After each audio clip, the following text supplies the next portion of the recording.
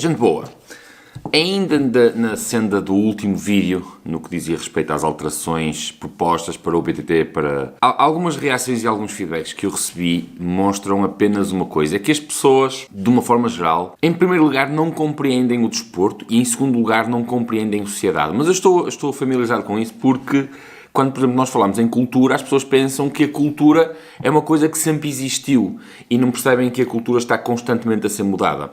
Assim como no desporto. E no desporto, nós temos que perceber, em primeiro lugar, qual é o papel do desporto na sociedade. E depois, como é que a própria sociedade e os meios tecnológicos e todo o desenvolvimento social e humano alteram aquilo que nós conhecíamos ou conhecemos como desporto. E eu acho que este é um tema, pelo menos para mim, super interessante.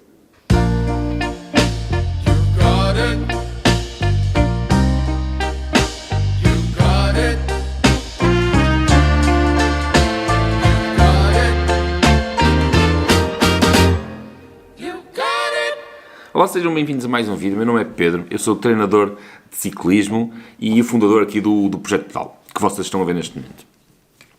Quando nós olhamos para algum assunto, nós temos sempre duas formas de olhar para esse mesmo assunto. Nós podemos olhar como generalistas, é a mesma coisa que pegar num funil e olhar pela parte mais fina para ver o máximo possível, ou podemos olhar como especialistas. E os especialistas olham pelo funil ao contrário e só veem o mínimo possível. E isto em relação ao desporto, nós devemos olhar isto sempre de uma forma abrangente. Como é que alterações, como é que regulamentos podem alterar o desporto? Em primeiro lugar, é preciso perceber que o desporto não tem uma utilidade funcional na sociedade, para todos os efeitos. Ou seja, a sociedade funcionaria sem desporto, da mesma forma que a sociedade funcionaria sem teatro, sem cinema, sem bailado, sem canais de televisão, ok? Para vocês que veem isto agora, muito provavelmente é estranho o que eu estou a dizer, ou não têm a capacidade de se lembrarem que houve tempos em que não havia televisão. Houve inclusive tempos onde não havia rádio. E houve inclusive tempos onde não havia jornais de papel. Hoje, se há 100 anos atrás eu vos dissesse que os jornais iriam morrer, vocês iam se rir de mim. Se há 20 anos atrás eu vos dissesse, isto um pouco mais atrás, se há 60 anos atrás eu vos dissesse que um dia a rádio iria passar por dificuldades, porque neste momento eu acho que a rádio não está a morrer, transformou-se, com esta história dos podcasts e tudo mais, transformou-se, mas conseguiu sair disto de uma forma incrível, mas vocês não iam acreditar que a rádio um dia iria estar em vias de extinção por causa de uma coisa que chamava-se televisão. Então surge a televisão, e há 20 anos atrás, se eu vos dissesse que um dia a televisão, conforme nós a conhecemos, iria acabar, vocês iam se rir, dizendo, isto é a coisa mais tecnológica que existe, é impossível. Pois é, meus caros, a televisão está a acabar. E tu perguntas-me assim, e o que é que isso tem a ver com o desporto? Tem tudo a ver com o desporto. Se tu pegares naquilo que eu acabei de dizer, e isto não é um conceito meu, isto é um conceito, chama-se assim, de investigação, é o que é o desporto. O desporto é entretenimento, ok? Não alimenta, não é fundamental haver desporto para que a humanidade progrida, não é. O desporto é entretenimento, o atleta, o desportista é um performer. E nós temos que perceber então como é que todas estas coisas à nossa volta, a maneira como se comunica, intervêm no desporto.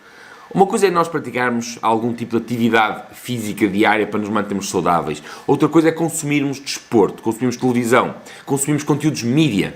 Eu lembro-me de quando eu era adolescente, havia um desporto que era o rollerblading, o vert, que dava naquilo que chamavam os X Games. Eu não sei se algum de vocês desse lado se lembra dos X Games. Well, it shouldn't be too difficult. Nell's always been very good at putting lines together. He's got a great repertoire of lip tricks and air tricks, so he knows how to. E eu lembro-me também, eu cheguei a ter uns patins em linha, para tentar fazer algum street ou coisa parecida. Epá, um gajo quando é adolescente tenta fazer tudo. E havia os X Games, que os X Games popularizaram aquilo que se chamavam na altura os desportos radicais. E o inline, os patins em linha, eram, segundo eu inclusive já vi dados, eram em número muito superior aos praticantes de skate. Havia 4 praticantes de patins em linha para 1 praticante de skate. Era uma coisa colossal. O skate estava a ser completamente, eu não vou dizer esmagado, mas os patins em linha eram mais atrativos, eram mais interessantes. Então estavam a subir a inflation. Sem se perceber bem porquê, porque ainda hoje não existe uma justificação clara para o que aconteceu, a ESPN eliminou de um ano para o outro os patins em linha das competições. E isso mexeu com toda uma economia, porque já havia atletas profissionais a viver só daquilo, e acabou pura e simplesmente com os patins em linha. Desapareceu. Tu hoje és capaz de ver algumas pessoas a praticar patins em linha ali na Foz, ali na Marginal em Lisboa, ou coisa parecida, mas não consegues ver os patins em linha como um desporto, ok? Existe o speedblading, ou coisa parecida, mas o freestyle, o vert que havia antigamente, que hoje, que o skate acabou por tomar conta dessas vertentes, tu hoje não vês isso. Não vês ninguém, francamente, a ganhar dinheiro dos patins em linha como se ganha dinheiro com o skate. E os Estados Unidos são o grande motor dessas economias. Acontece é que o que eu quero dizer é que uma estação de comunicação, a ESPN, teve o poder de fazer crescer aquele desporto e de o matar do dia para a noite. E qual é a relação disto com tudo o resto? É que nós estamos aqui a ver agora aqui uma transferência de poderes. A televisão, conforme eu cresci, conforme eu a vi até aos dias de hoje, está a morrer. É inequívoco, a televisão está a morrer. Interrompemos esta emissão, excelentíssimos senhores telespectadores, para informar que as televisões generalistas morreram há 10 anos e nós, pivôs de informação, sabemos disso.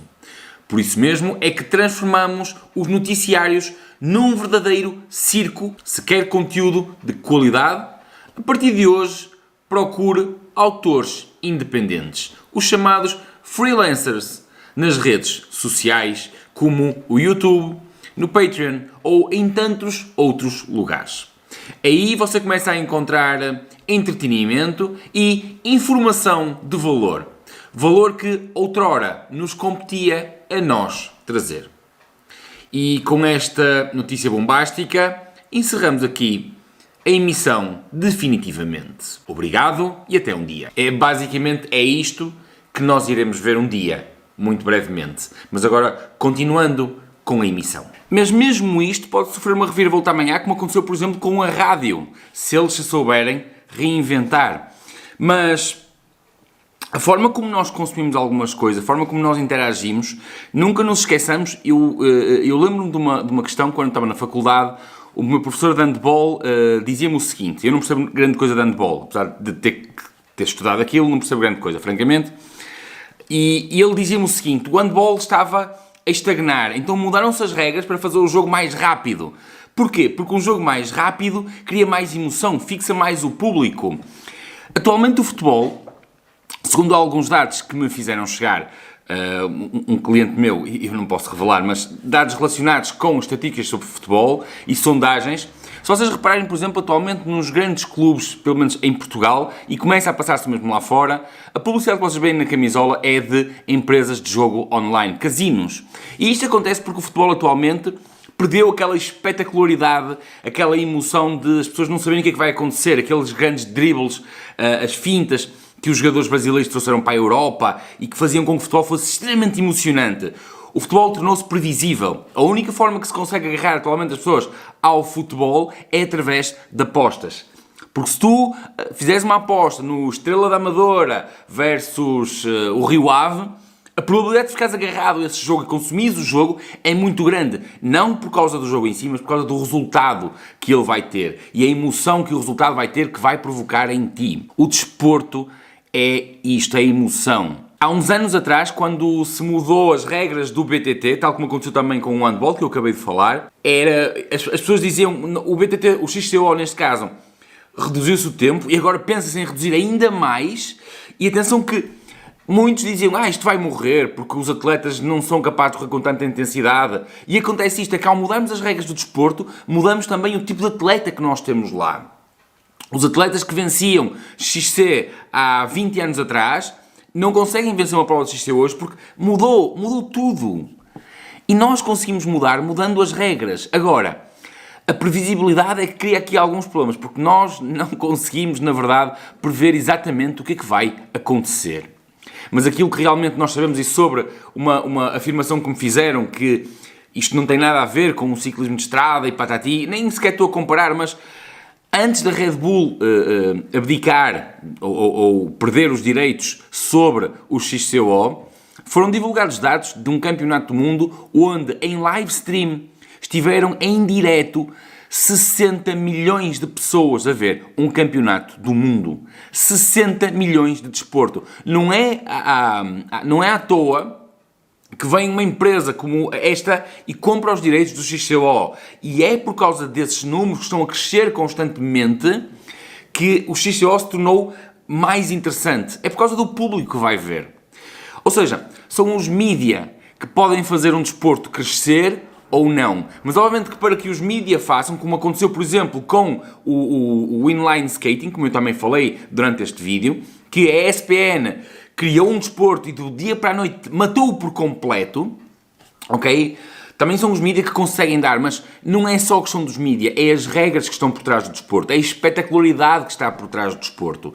Nós vemos desporto por causa da emoção que esse desporto causa em nós. Nós depois praticamos esse desporto não por causa da saúde que vamos ter, embora haja muita gente a começar a praticar atividade física, mas nós começamos a praticar um desporto por causa da emoção que ele nos faz sentir, por causa da emoção que nos foi transmitida por vermos alguém a praticar. Por causa da influência que nós seguimos dos grandes atletas, o que eles influenciam, os sentimentos que eles influenciam em nós, e nós queremos reviver também essa mesma emoção. Isto na verdade é extremamente complexo, mas é extremamente interessante de perceber. É difícil prever, mas há uma coisa que é certo. Para nós criarmos mais espetacularidade, nós temos que ter a ousadia de mexer nas regras. As regras vão mudar o desporto. As regras podem chamar mais público ou afastar público. E a transformação digital, a transformação social que nós estamos a viver agora, por causa da era digital, está a transformar. Nós já não estamos agarrados àquilo que as televisões nos querem pôr pelos olhos dentro. Então o que está a acontecer atualmente nas sociedades é as televisões generalistas, como nós temos o Canal 1, RTP2, ainda tens RTP2 em casa? A SIC, a TVI, elas começam a ser postas de parte porque tu já não queres ficar limitado àquilo que eles têm para te dar. E então nós começaram por surgir os canais específicos, os chamados canais temáticos, e atualmente nós estamos a ver uma outra revolução, que é, por exemplo, estás a ver este canal porque sabes exatamente quais são os assuntos que são falados neste canal. Há um nicho neste canal. Então nós já entramos na era digital, onde nós entramos na internet e nós pesquisamos aquilo que nós queremos ver. Nós selecionamos especificamente aquilo que nós queremos ver. E isto cria oportunidades para o desporto, mas também limita, de certa forma, o desporto. Isto cria nichos e faz com que o desporto fique mais especializado no tipo de público, mas, por outro lado, perde algum grau de captação de outras pessoas, de novo público. Quantas vezes é que nós nos sentamos em frente à televisão, no sofá, fizemos um zapping, quando não tínhamos mais nada para ver, começámos a ver ténis, e a certa altura nós pensamos, olha, isto até é fixe, olha, isto até é porreiro, um dia deste vou experimentar. E são neste tipo de situações, são extremamente complexas, mas eu gosto de ver sempre o copo meio cheio, e pela experiência com vários desportos, e falar com vários colegas, eu gosto de falar com colegas de outras modalidades, para ter uma visão mais abrangente. Eu não me vejo como um especialista que mete palas e só vê aquilo. Eu vejo-me como um especialista generalista, onde tenho um certo grau de especialização numa modalidade, mas eu gosto de alargar e ver desta forma, e ver outras oportunidades, e ver outras situações, e sobretudo ver outras soluções que possam beneficiar o desporto e sobretudo as pessoas que estão nele. Foi só mais aqui uma bitaitada. Gente boa, grande abraço.